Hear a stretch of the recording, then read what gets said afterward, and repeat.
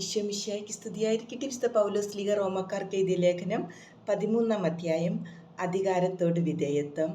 ഓരോരുത്തനും മേലധികാരികൾക്ക് വിധേയനായിരിക്കട്ടെ. എന്തെന്നാൽ ദൈവത്തിൽ നിന്നല്ലാതെ അധികാരമില്ല. നിലവിലിരിക്കുന്ന അധികാരങ്ങൾ ദൈവത്താൽ സ്ഥാപിതമാണ്. തന്നിമിത്തം അധികാരത്തെ ധിക്കരിക്കുന്നവൻ ദൈവീക സംവിധാനത്തെയാണ് ധിക്കരിക്കുന്നത്. ധിക്കരിക്കുന്നവൻ തങ്ങൾക്ക് തന്നെ ശിക്ഷാവിധി വരുത്തിവെക്കും. സൽപ്രവൃത്തികൾ ചെയ്യുന്നവർക്കല്ല, ദുഷ്പ്രവൃത്തികൾ ചെയ്യുന്നവർക്കാണ് അധികാരികൾ ഭീഷണിയായിരിക്കുന്നത്. നിനക്ക് അധികാരിയെ ഭയപ്പെടാതെ കഴിയണമെന്നുണ്ടോ? എങ്കിൽ നന്മ ചെയ്യുക. നിനക്ക് അവനിൽ നിന്ന് ബഹുമതിയുണ്ടാകും.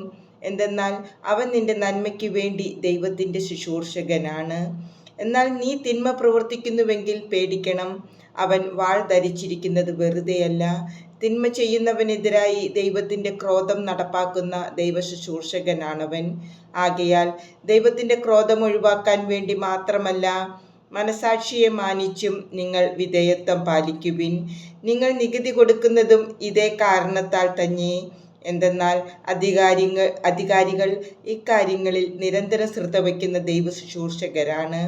ഓരോരുത്തർക്കും അവകാശപ്പെട്ടിരിക്കുന്നത് കൊടുക്കുവിൻ.